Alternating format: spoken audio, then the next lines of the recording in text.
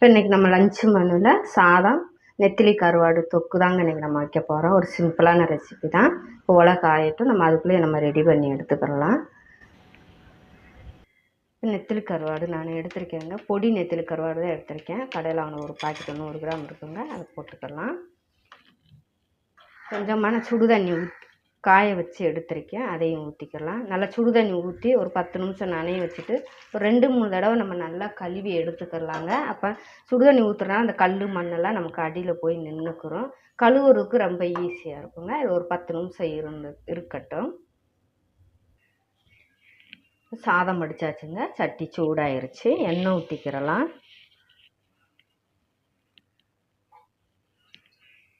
ஒரு 4 table spoon அளவுக்கு எண்ணெய் எடுத்திருக்கேன்.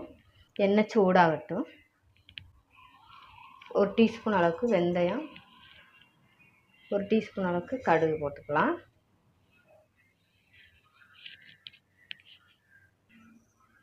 கடுகும் வெந்தயமும் வெடிக்க தொடங்கிருச்சுங்க. இது கூட நான் கொஞ்சமாக பூண்டு இடித்து வச்சதையும் போட்டுக்கிறலாம். ஒரு பச்சை மிளகாய் இடித்து வச்சது அதையும் போட்டுக்கலாம். கொஞ்சமாக சின்ன வெங்காயம் இடித்து வச்சுருக்கேன், அதையும் போட்டுக்கலாம்.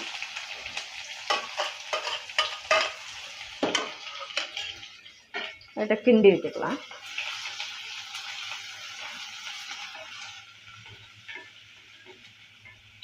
வெங்காயம் வதங்கினது போதும், நமக்கு ரொம்ப வதங்கணும்னு தேவையில்லை. இப்போ 2 தக்காளி நான் அரைச்சி வச்சுருக்கேன், அதையும் ஊற்றிக்கலாம். நல்லா கொஞ்சம் பச்சை வாசனை போகிற வரை நல்லா வதக்கி எடுத்துக்கலாம். இப்போ கொஞ்சம் நல்லா பச்சை வாசனை போகிற வரைக்கும் நம்ம வதக்கி எடுத்தாச்சுங்க. தக்காளியை நல்லா வதக்கியாச்சு. பச்சை வாசனைலாம் போயாச்சு. இப்போ சிம்மில் போட்டுக்கலாம். சிம்மில் போட்டு ஒரு டீஸ்பூன் அளவுக்கு உரப்புக்கு மிளகாப்பொடி போட்டுக்கலாம். ஒரு டீஸ்பூன் அளவுக்கு ஜீரகத்தூள் போட்டுக்கலாம். ஒரு டீஸ்பூன் அளவுக்கு சோம்புத்தூள், ஒரு டீஸ்பூன் அளவுக்கு மிளகுத்தூள், இடித்த மிளகுத்தூள், ஒரு டீஸ்பூன் அளவுக்கு மல்லித்தூள், அது கூடவே ஒரு அரை டீஸ்பூன் அளவுக்கு மஞ்சள் தூள் சேர்த்துக்கலாம். அதையும் நல்லா வதக்கி எடுத்துக்கிறலாம். நல்லா கிண்டி விட்டுக்கலாம். ஏன்னா கருவாடு நம்ம வெடுக்குன்றனால கொஞ்சமாக நம்ம புளி சேர்த்துக்கலாங்க. புளி தண்ணி கரைச்சதை ஊற்றிக்கலாம். ஏன்னா கவிச்சுன்றனால கொஞ்சம் மீன்னாலுமே கருவாடுனாலுமே கொஞ்சம் நம்ம புளி சேர்க்கும்போது நல்லா டேஸ்ட்டாக இருக்கும். நல்லா இலக்கி விட்டுக்கலாம். இப்போ நம்ம கழுவி வச்சு நல்லா கருவாடு நெத்திலி கருவாடையும் போட்டுக்கலாங்க. நல்லா பொடி கருவாடு எடுத்துருக்கேன். அப்போ நல்லா வெந்து வரும்போது சாத்தில் நல்லா பிசைஞ்சு சாப்பிட்றதுக்கு அருமையாக இருக்கும். நல்லா 2-3 தடவை நல்லா அலசி எடுத்துருங்க. மண் இது ஒன்றும் இருக்காது.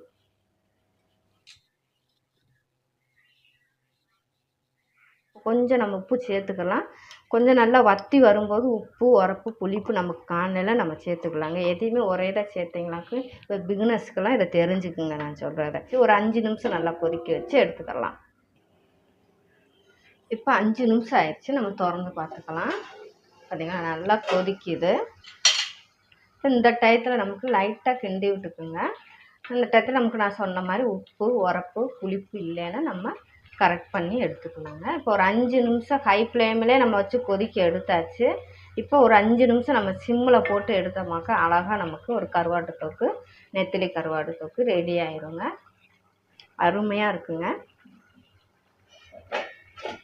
இப்போ இதை நம்ம ஒரு சிம்மில் ஒரு 5 நிமிஷம் போட்டு மூடி வச்சு எடுத்துக்கிறலாம்.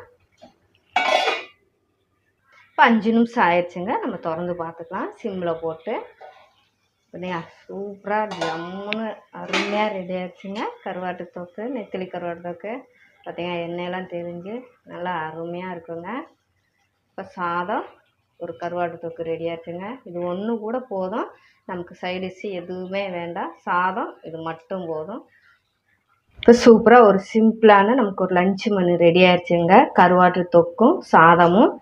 நீங்களும் இது போல் ட்ரை பண்ணி பாருங்கள். இந்த வீடியோ பிடிச்சிருந்தா சப்ஸ்கிரைப் பண்ணிக்கோங்க.